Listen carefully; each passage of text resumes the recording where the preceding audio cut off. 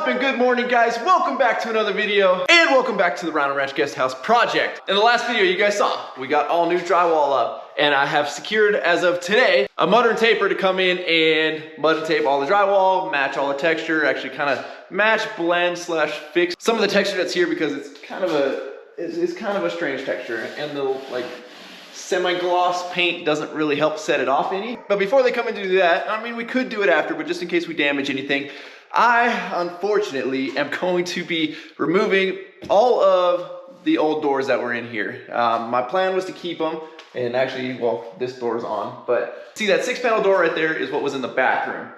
And I'm like, all right, I guess we'll go 6-panel doors in here, even though this room has that design. And then if you guys remember, the closet had a completely different wood grain design. So there's not really any matching doors in this place, but I was like, all right, let me just grab a 6-panel and we'll use, and the new bedroom door will be a 6-panel, the bathroom will be a 6-panel, and we'll just swap out just the door slab itself here and we'll leave the jamb and all that. But then I started looking closer at things and I looked at like the bathroom door jamb here. And what you can see, she's kind of, yeah, there's some weird stuff that was going on there. That part of the jamb is just completely split. It's the wrong mortising for the hinges. It's just not good.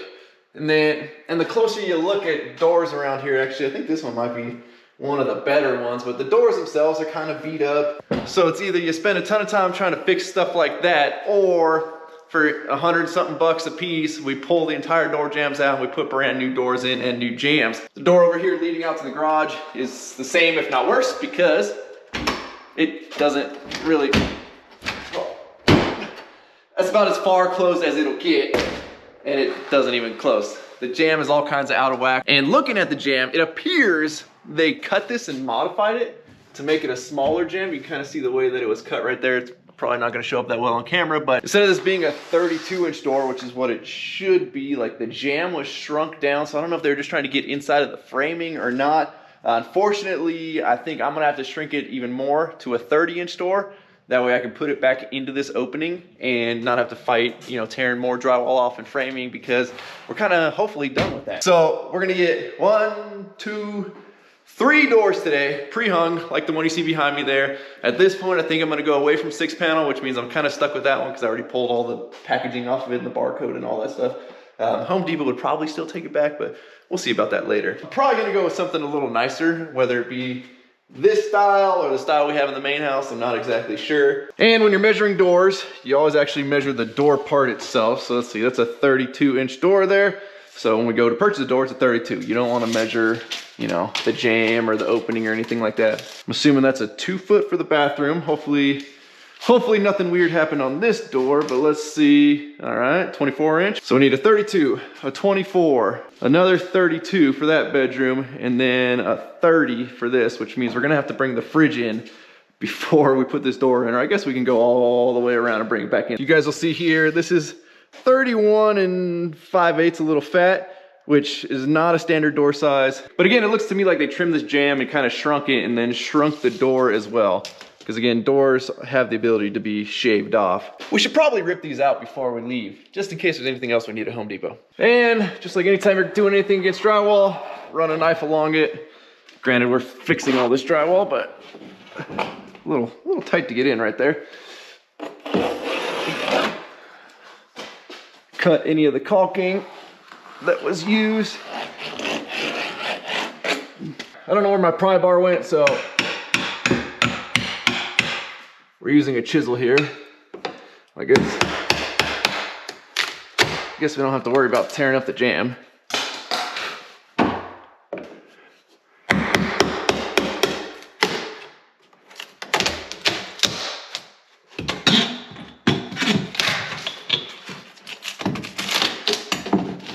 Now, one thing I've noticed in this building is everything seems to be padded down like 3/4. That door was 3/4.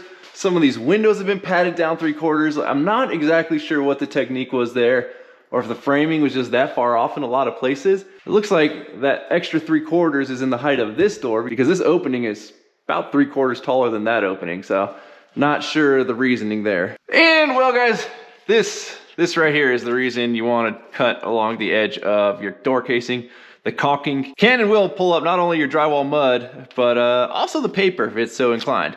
I couldn't really get in here well with the knife because of these sheets, so my laziness caused this, but it's a good thing we're coming in here and remudding and texturing a lot of this. But if this was in your house and you weren't planning on retexturing, that would really suck. Yeah, this one's a tight one. There is no room up there for anything, but I think they raised this so high up off the ground because if you remember, they had padded up the flooring in here about an inch or so. So I think we can lower this door back down or kind of split the difference between the two there. Let's get these hinges pulled out because there should be a long screw that goes all the way into the framing. I'm assuming it's the different colored one there. If they installed this somewhat properly, oh, well, okay. I'm gonna guess it's not that one that was sitting there doing nothing. This hinge is all kinds of jacked here. Okay, well, we're gonna go with no long screw. Excellent chisel work right there, by the way, though. Maybe down here we got a long one because we got a split in the jamb, you know? Still negative.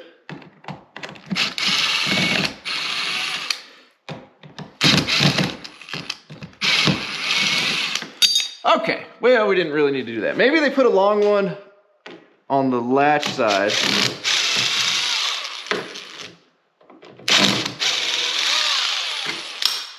Nope. Let's try this door right here. It's gonna get us. There's gonna be one in here. It's gonna give a prime example. Actually, always start at the bottom.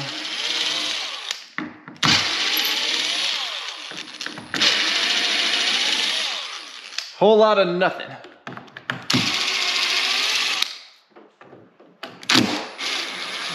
Oh, there we go. There we go. We found a long one. All right.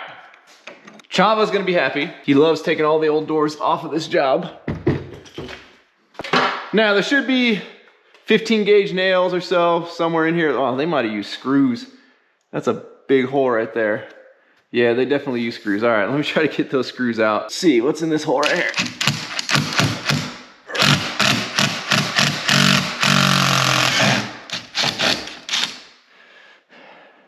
Yeah, I think 4 of these is overkill. Oh, this side got them all too. Jeez.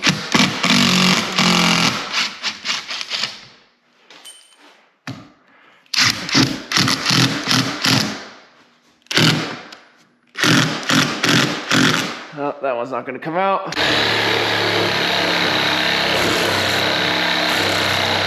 Now I just walked out to the crew cab because this is what we're gonna be taking to Home Depot, and I realized there's a little puddle up underneath there. Right there.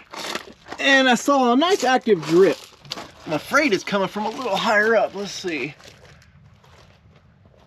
Maybe not. Maybe it's coming. I don't know. It's getting faster. Let's tighten her down and see if that stops it. No, it doesn't seem to have stopped it. She's still a dripping. Seems like we've slowed it down a little bit. It almost seems like the whole filter's loose. Let me grab a rag here so I don't get covered in diesel. Oh, that was loose. Okay. Let's check the other one. The other one's pretty good, but yeah, that booger was loose. Crisis averted. Now, I'm not sure what number Home Depot trip we're on, but we've got to be up there pretty high. If anybody wants to take bets right now, how many more Home Depot trips is it going to take to finish the guest house? I'll come back to this video, and the first person to get it right in the comment section, I'm going to give you guys one of our new work for it billet bottle openers. Eeny, meeny, miny, mo. Let's see, this one looks newer. Let's take this cart right here. So to me, 6-panel doors like this are kind of dated, but again, we were just gonna do it to match the ones in the house. But if we're gonna upgrade, we can either go something like this, which is what we have in the main house. Now, I would love to go with the shaker style here, but it's almost $60 to $100 more per door than any of these other styles. So this is what I have in the main house. Contemplating going this style right here, or do we go with the 2-panel style, which is a little more modern? To me, the 6 panels played out, it reminds me of like a kid's bedroom for some reason. I don't know, maybe that's just me. All right, y'all, well, I have made my decision. I feel like this style of door is gonna look more modern, even though it's not the shaker style, it's kind of close and kind of mimics it without being a $200 door. And geez, these little 24-inch doors look absolutely tiny. Oh, don't crash, don't crash, don't crash. Drive, don't film. There's just something to me about a lifted dually. It's not something you see very often.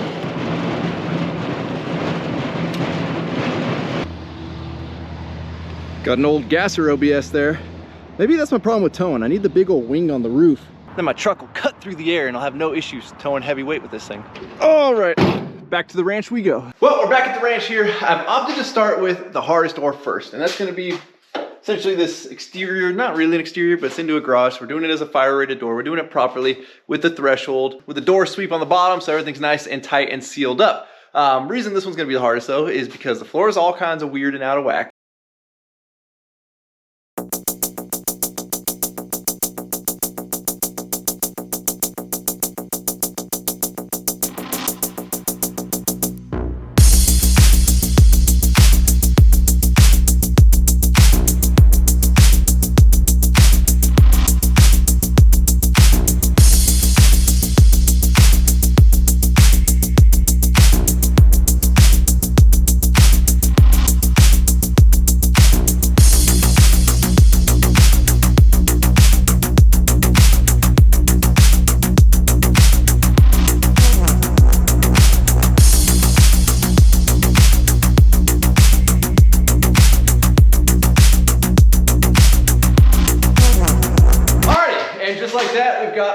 Installed here, 3 more to go. Again, this is the one I knew the rough opening size was correct. We're gonna see what the other ones are like here once we go to put those doors in, but I have a feeling we're gonna be doing some chiseling and some chipping, and yeah, it's not gonna be fun. Now here you can see how they just padded everything out. Again, 5/8, 3/4, and it's all just particle board. They did the same on this side here.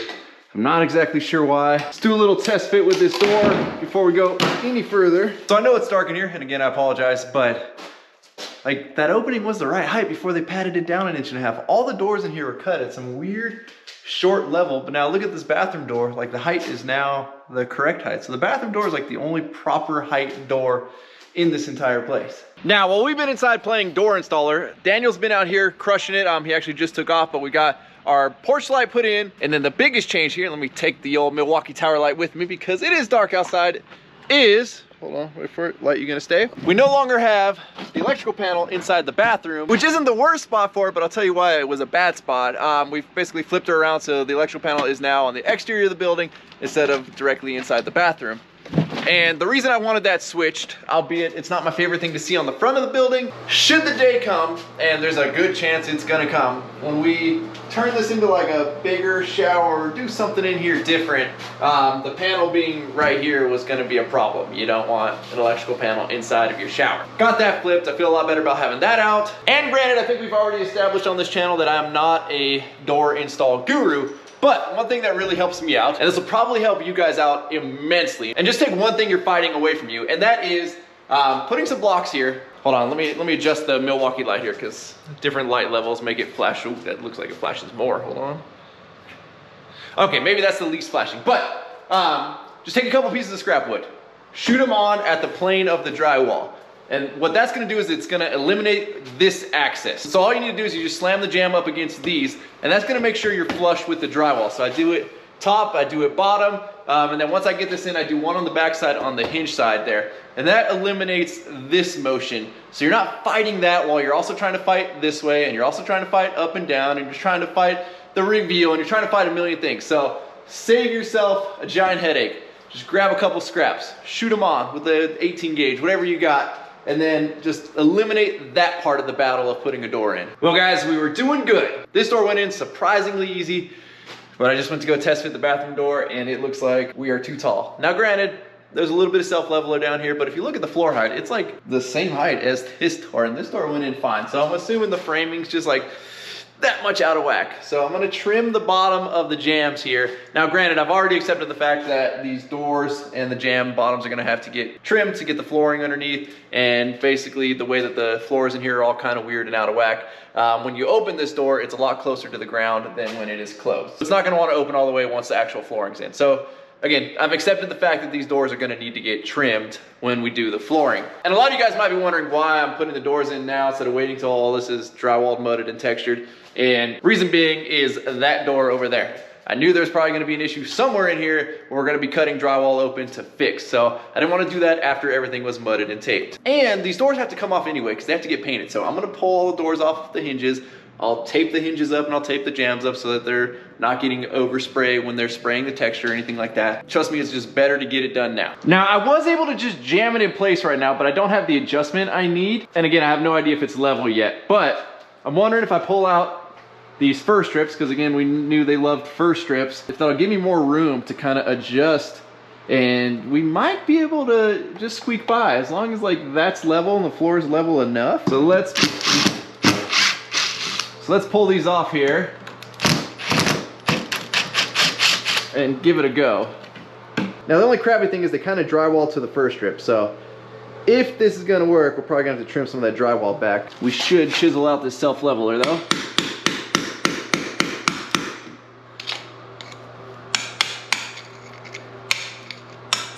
Oh, we're getting tighter, we're getting tighter. There's a chance we might just have enough play there to make that work. I'm gonna grab my laser level here and see if there's a chance we can get that plumbed up. You know, visually right now it looks like it needs to go that way, but it could just be the framing or something weird out of whack. This little bit of drywall is not doing us any favors either. We'll get that trimmed out flush with the 2x4. All right, sometimes it's just not worth fighting. Let me trim like 1/8 off of each side here and see if that helps us out a little bit.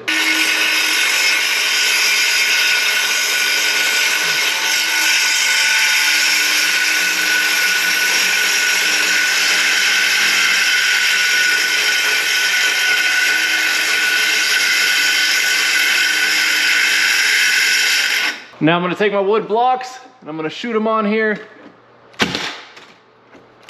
Again, that's gonna eliminate the door wanting to do what it's doing right now and walk its way out of the opening here. We are now locked in and flush with this drywall. I'm gonna get my block shot on the backside here. And now you can open and close your door without it ever wanting to fall out of the opening. Now I'm gonna use my laser. I can actually use this to pull level on the bottom of the door there, as well as plumb, and if you want, you could do both, but right now we're just going for plumb. And I like to just follow that outside edge right there all the way up, so you can see we're a little far that way up there. And that's where the old windbag comes in handy.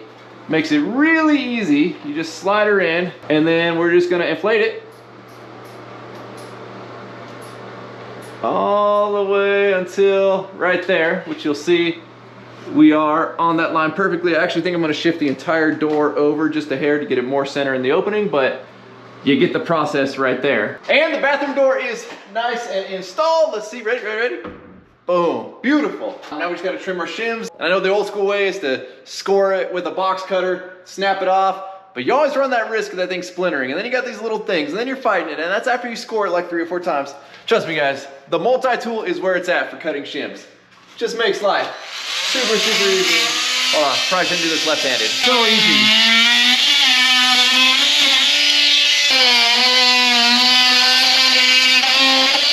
I gotta say guys, my OCD feels so much better seeing the same doors that match and the heights are about as close as they could get right there. And yes, I know that gap is giant on the side there. I'm fighting with kind of the framing that's here. So we got it in, it's plumb, it operates, everything's great. We're just gonna call that a win. But now we gotta deal with the hard one. I probably should have just knocked that hard one out first, but whatever. All the other ones are done.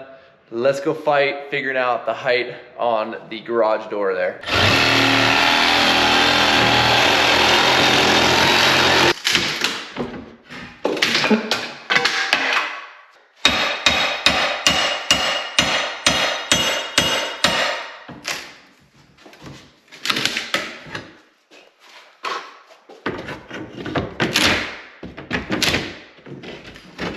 Okay, so we've got this opening completely opened up now. Let's just get an idea here if we're even remotely close to plumb. That side's not bad. That side's not bad. I do worry about our height clearance because when that old door was in there, it was basically sandwiched up against this top plate here. Well, here goes nothing. Don't be too tall. Don't be too tall. You are way too tall. Why is everything here such weird sizes? It doesn't make sense. There's a 2x4 I see up there under the header, and I'm gonna assume like everything here that was padded down 3/4, apparently 1.5 inches. Again, doesn't make sense as to why, but that's not how far we brought the floor up. We're talking like maybe 3/8 to 1/2 inch on this side right here, and we are well beyond that. We're probably a solid inch or so too high. So we're gonna be pulling some more drywall out. Well, here goes nothing, guys. Let's get our height first. See what it's gonna take to get us an 82-inch opening here. All right, I'm, like I said, 82. Now again, you can see this gap right here. That's not how you put a header in. So I'm hoping they just padded the header down with a 2x4, which looks like that's about what happened there. And all we have to do is remove this 2x4, trim this drywall, and this thing will fit right in. Let's trim this drywall up out of the way and then give us a little better look on what's going on back here.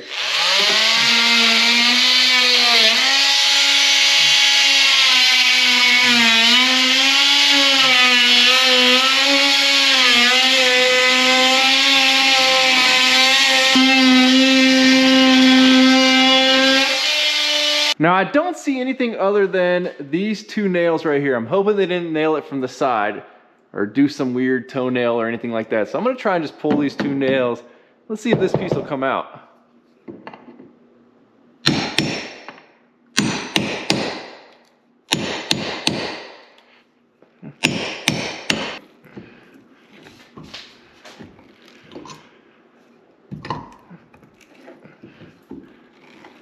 Doesn't look like she's letting go. I think I see a nail shot in sideways, so we'll get the Sawzall, cut that out.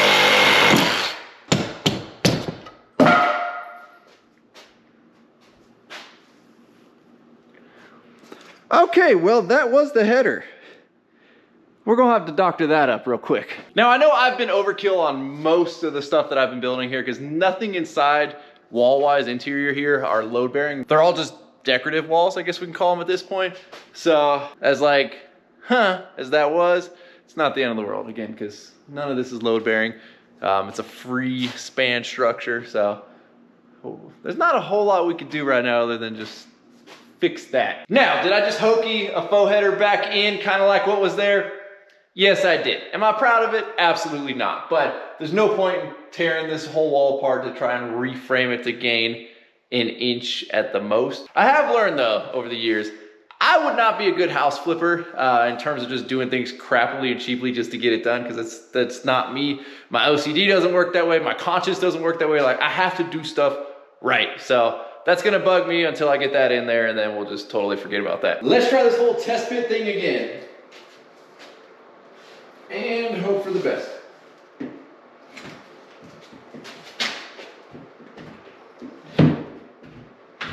Concrete up that high, I measured from the top of concrete. Okay, hold up. There we go.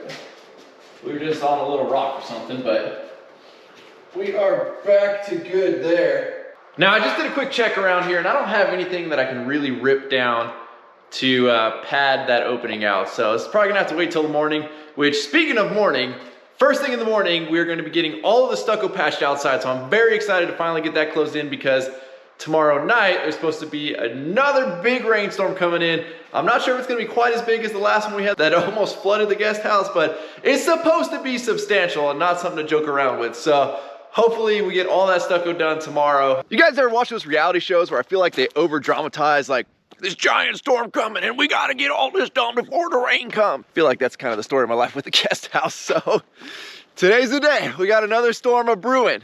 It's supposed to hit in like 5 hours maybe, and well, we got to get all the stucco done.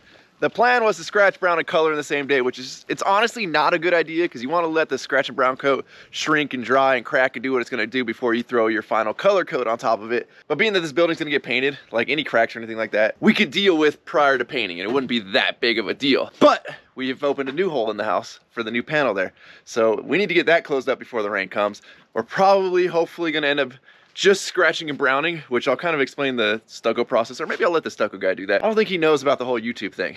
I just met him yesterday, so we'll see how this goes. But I love shoving a camera in people's faces. So we got Mike over here mixing some stucco. What up? There's millions of people watching right now. Millions? Not quite millions, no. Right, well. We dream big. Yeah. So we're mixing up 3 batches at once? Yep, 3 batches. We only gotta use regular cement to start, and then as I go on, I throw in the rapid set. So if you throw it all in before, by the time I get over there, it'll be all hard. Gotcha. Clearly the weather, I'm starting to feel some sprinkles. We gonna make it, Mike? We're gonna make something happen. All right. That's what's called procrastination. I don't know if that's procrastination. I don't think it's procrastination. Yeah, I think woke up a couple hours late today, so. Yeah, if there's any plasters watching it, yeah, this is me. You guys know me. Mike Marshall, Mexican Mike, Marchie, whatever. Everybody knows me. Everybody knows Mike. You should be filming me. You're the more famous one here. Look at on Mike's YouTube channel. What if like the U.S. Marshals are watching? Should we not post you, or are we good? Okay, I gotta go. We're not on the run, right, US Mike? Marshals fine now. ATF, different situation. Fair, fair. I've seen the back window of the truck, Mike. Mike is not afraid of the firearms. Big fan, big fan. I like the stickers back there. Just to know I'm real. It's tattooed right there too. Better a suspect than a victim. There you go. I like it. Yes, sir. Live your life like that, everything will be fine. Be nice to everybody. If we were to put it on right now, we'd have to wait a day at least to come back in brown. So what's the so there's scratch, brown, and color, right? Right. Okay, so I don't think I've ever shown too much stucco work on the channel. We'll have Mike explain. You know, I know he's in a rush and we're just trying to like. Lath, which is the wire and paper. Right. So you have your wire, paper, lath, which is the first coat which you usually scratch it for, but that's usually with bigger jobs. Job like this, especially if it's far or something you want to get done right away. Here's the secret. All right. 40 bucks a bag. If you look it up, will allow you to color within 2 hours. The reason why that happens is it's 2,400 PSI. 2,400 pounds per square inch once it dries. In other words, you can't even drive a nail through it. And it gets hot. You can literally feel the heat coming off the wall. Right. And I'm gonna tell you, a plaster did not invent this. This will ruin your day. Will ruin your tools, will ruin everything. And that's why you only mix one at a time with that stuff, because by the time you come back to the 2 buckets, it'll be hard. So again, we're gonna try to not get in Mike's way and slow him down here. Plaster's in 3 stages. Put your scratch coat on first, then your brown coat, and then your last coat is your color coat, which is typically what you would see. It's like, and we got a little Jane's Addiction going on. There you go, bumping some music. So typically like this, is this skip trowel, right? Or is it like a? Yeah, this is texture, we just call it lace texture. Lace texture, all right. Skip trowel filled with interior. Gotcha. So yeah, so like this type of texture, that's the color coat. That'd be the last coat that you put on is what gives you that texture. And it's typically colored in the color that you want the building. Obviously, this building's already been painted. We're not gonna be able to match the color of the building. That's why my plan is already just to repaint the whole building. So we're gonna get all of our patching done first, and it's gonna be a couple more after we like finish the living portion of this guest house. So we're not gonna fully paint the building until every bit is done. That way it's all cohesive and blends in, it looks right. And if you're wondering, anybody knows me, you know I work this fast every day. That's why a lot of people don't like working with me, but, and I expect everybody that's with me to work this fast, so. All right. Yeah, you know. I like it. 33 years experience, dropped out of school when I was 15, started doing this, so. Okay. Your son or daughter's a high school dropout, don't give up on them, you know? You know what's funny is, Mike, you don't know me, right? No, sir. You don't know anything about me. Nothing at all. So I own a clothing brand called Work For It. And it's the reason I started is because when I was in high school and I told the teachers I wanted to work construction, they all laughed at me, told me I was gonna be a nobody. Oh, okay. And you know, I think I've done all right for myself in life. Yeah. So it's funny that you're spreading that message because I'm out here trying to do the same thing. So I feel like we're gonna get along great, Mike. I think we will be fine. And just for people don't think ignorance runs in my family, I have a little sister who's visiting for Christmas. UCLA grad, Stanford grad, got her doctorate, and she's a psychology professor. And you can't judge a book by its cover because, you know, some of us construction guys, we actually have interior plumbing and stuff. We're pretty smart. So, you know, you get this preconceived notion that, you know, we don't know how to read and write. There's just when you have that urge to work with your hands and build stuff. Exactly. Like you know, you could write an essay all day long or a spreadsheet all day long, but standing back at the end of the day after you've built something with your own 2 hands, like that's just a different level. Do you know how proud I am when I drive through San Diego and I look at the Hilton Hotel or I look at high schools and I'm like, I built that. I tell my kids, hey, I worked there. I built that house. Yep. I understand people working computers, working offices, and I'm sure you appreciate your day, but 20 years from now, there's really nothing to show for you. Yeah. Me, I can actually say, I built that. Yep. I built that. It's a good thing you brought the rabbit head, Mike. I feel the raindrops starting. Yeah, I know, bro. Yeah, I know. You're starting on the best one, though. Get that one done first. The other one's got a bigger overhang. Right.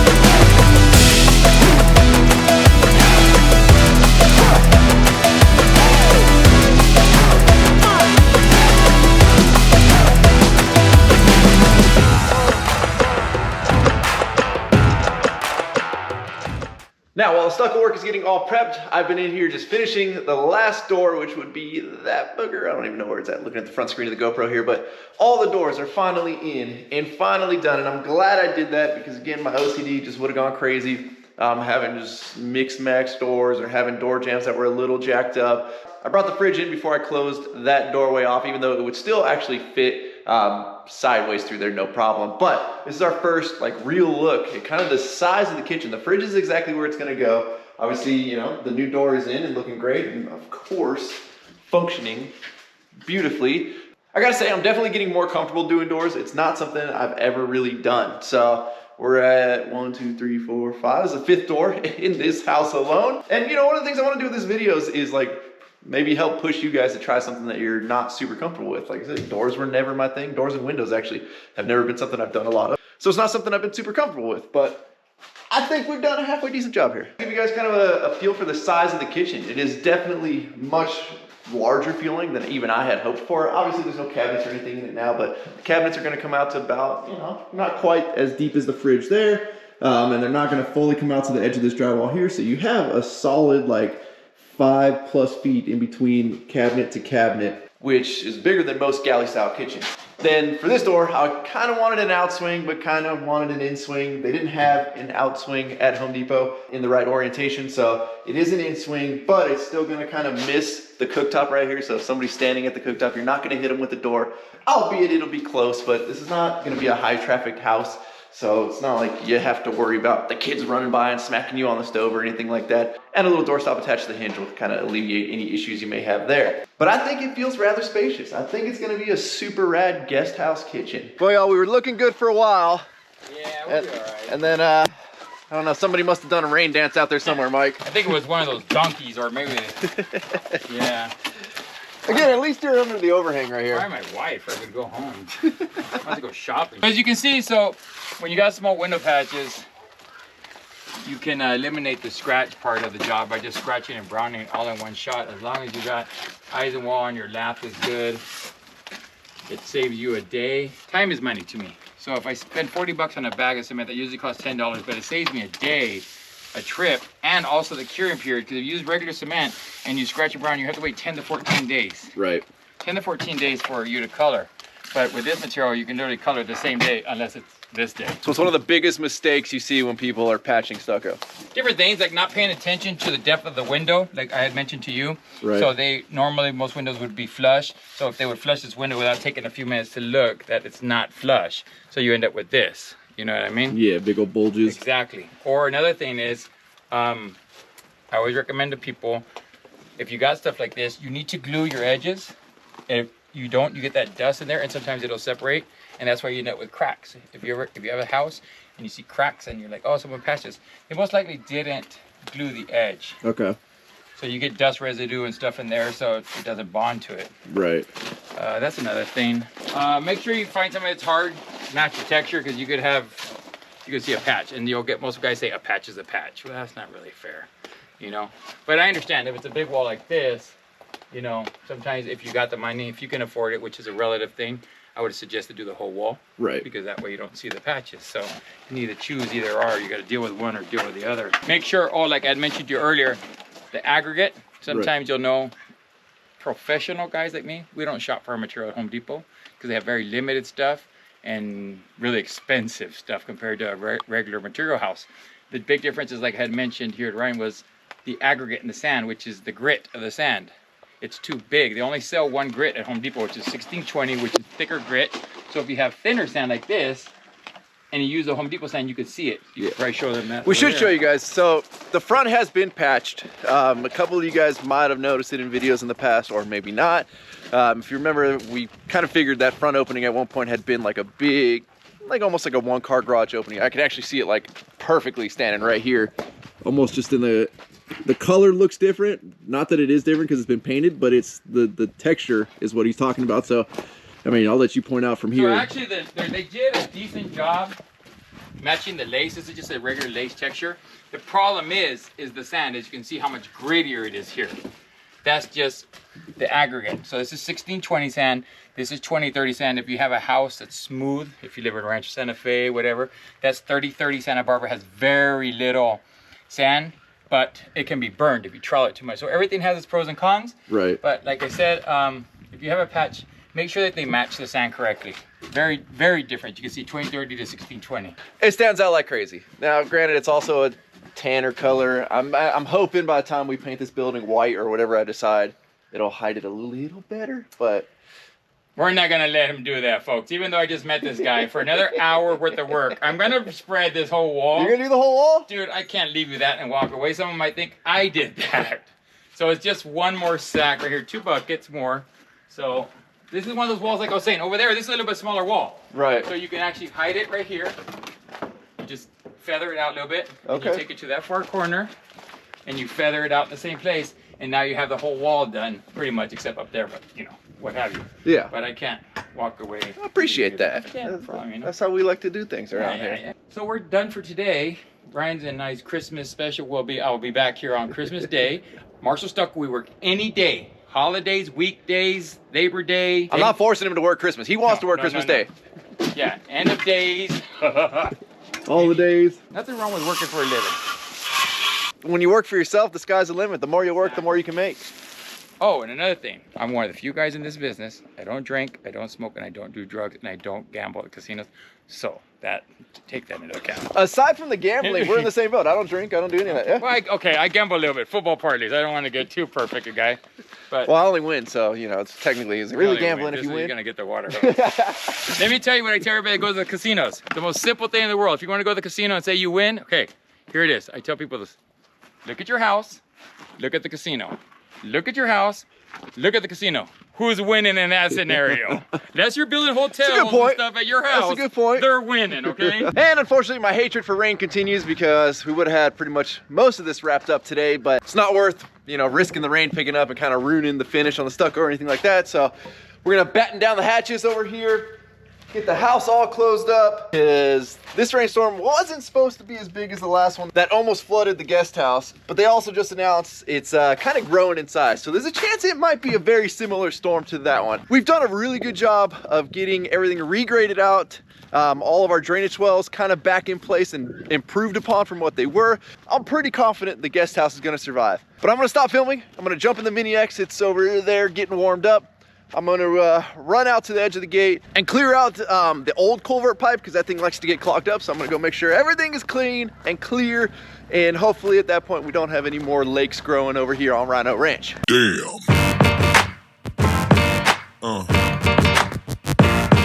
Yeah.